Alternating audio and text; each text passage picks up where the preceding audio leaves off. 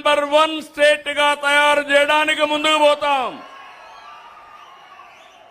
ఇదే కాదు, నేను ఎప్పుడు కూడా సాగునీటికి కూడా ప్రాధాన్యత ఇస్తున్నాను.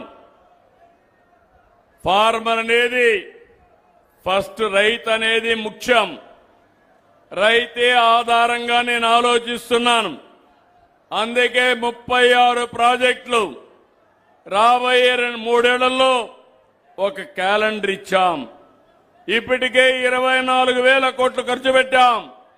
మిగిలింది కూడా ఖర్చు పెడతాం. ఈ జిల్లాకు ముఖ్యమైన ప్రాజెక్టు వెలుగొండ. ఈరోజు మీరు చూస్తే ఇది పూర్తి చేసి దుత్తలూరు, వింజమూరు, ఉదయగిరి, మర్రిపాడు, ఆత్మకూర్, అనంతసాగరం మండలాలకి సాగునీరిచ్చే బాధ్యత ఈ ప్రభుత్వం తీసుకుంటాం. మొన్నే వెళ్ళాను. ఇంత మునుపు ప్రభుత్వం మీరు చూస్తే 4,000 కోట్ల రూపాయల పనులుంటే సొరంగం కూడా పూర్తి కాకపోతే ప్రారంభం చేశాడు పెద్ద మనిషి డ్రామాల రాయుడు. ఇదే పని నాటకాలే. ఈ రోజు మీరు చూస్తే నేను వెళ్ళి 900 కోట్ల రూపాయలు పునరావాసానికి డబ్బులు ఇస్తున్నా. మొన్నే 300 రిలీజ్ చేశాను. తొందరలో 600 రిలీజ్ చేస్తాను. మొత్తం కలిసి 2,500 కోట్ల రూపాయలు ఖర్చు పెట్టి ఫేజ్ 1 పూర్తి చేసి ఫేజ్ 2 కూడా పూర్తి చేసి వెలుగొండ పూర్తి చేసే బాధ్యత ఈ ప్రభుత్వానిది. ఇంకొక పక్క పెన్నా సర్వేపల్లి రిజర్వాయర్ కూడా ఈ ఏడాది డిసెంబర్ కంతా పూర్తి చేస్తాం. మీరు ఒక విషయం గుర్తుపెట్టుకోవాలి, మీలో కూడా ఒక చైతన్యం ఉండాలి.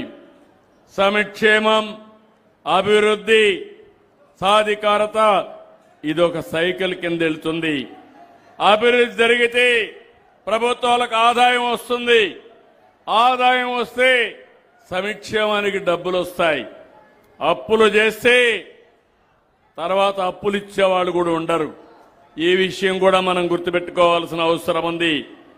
మనం ఎంత చిత్తశుద్ధితో పనిచేసినా ఓసారి కొన్ని సమస్యలు కూడా వస్తాయి. ప్రకృతి వైపరీత్యాలు, ప్రపంచ యుద్ధాలు కూడా మన జీవితాలని ప్రభావితం చేస్తాయి. ఈరోజు మీరు ఒక్కసారి చూస్తే ఎల్నినో ఫ్యాక్టర్ వచ్చింది. యూరోప్ అంటే మీకు ఒకటి గుర్తుంటుంది, ఇది మన ఊర్లో వచ్చిన సమస్య కాదు, ప్రపంచాన్ని ఎదుర్కొన్న సమస్య. ఎప్పుడు కూడా యూరోప్ లో మంచు ఉంటుంది, అదే మరి ఎండ తక్కువ ఉంటుంది.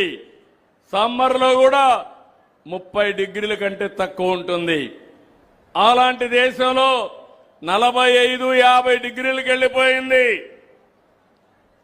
కార్లు రోడ్డు మీదకి పోతే టైర్లు పగిలిపోయే పరిస్థితికి వచ్చాయి. ట్రైన్లు కూడా నడవలేని పరిస్థితికి వచ్చాయి. నేను మొన్న విజయవాడలో ఎక్కువ ఎండుంటే నేను నీళ్లు తల్లించాను, మీరు చూసుంటారు. అది ఇప్పుడు యూరోప్ లో చేసే పరిస్థితికి వచ్చారు. వాళ్ళు కూడా రోడ్డు అంతా నీళ్లు కొట్టించి రోడ్లు చల్లబరిచే పరిస్థితికి వచ్చారు. అంటే నేను ఎందుకు చెప్తున్నానంటే ఈ రోజు మీరు గుర్తుపెట్టుకోవాల్సింది, పోయిన సంవత్సరం వర్షాలు పడ్డాయి. గోదావరి, కృష్ణ నదులన్నీ పొంగి ప్రవహించాయి. నేను కూడా అన్ని రిజర్వాయర్లు నీళ్లు పెట్టి 65% నీళ్లని నిల్వ చేశాను. కానీ ఈ సంవత్సరం జూన్ అయిపోయింది, జూలైకి వచ్చాం, గోదావరిలో నీళ్లు రావడం లేదు, కృష్ణాలో నీళ్లు రావడం లేదు, ఆల్మట్టికి నీళ్లు రాలేదు. దీనికి కారణం పైన వర్షాలు పడలేదు. ఈ విషయం మీరు గుర్తుపెట్టుకోవాలి. మన చేతుల్లో వాతావరణం ఉంది. అందుకే ఈ సంవత్సరం మళ్లీ నేను ఆలోచించి ఏదైతే రైతులందరినీ కూడా సిద్ధపరిచి జలధార కార్యక్రమానికి శ్రీకారం చుట్టాను. ఎక్కడ పడిన నీళ్లు అక్కడే భూగర్భ జలాలుగా మార్చాలి, భూమిని జలాశయంగా చేయాలి. ఇంకో పక్క కృష్ణ గోదావరి అనుసంధానం జరిగింది. భవిష్యత్తులో ఈ రోజు ఈ రాష్ట్రంలో ఉండే అన్ని నదుల అనుసంధానం జరుగుతుంది. రేపు రాబోయే రోజుల్లో శ్రీశైలం గాని నాగార్జున సాగర్ నుంచి గాని నీళ్లు వస్తే మీ సోమస్యలకి కందలేరుకొచ్చి ఇక్కడ నీళ్లన్నీ కూడా కావేరి వరకు తీసుకుపోవాలని గోదావరి కావేరి లింక్ చేయాలని కేంద్రం ఈ రాష్ట్ర ప్రభుత్వం కూడా ఒక సంకల్పంతో ముందుకున్నాం. ఇది వస్తే ఇక్కడ ఏ మాత్రం కూడా నీటి సమస్య ఉండదు.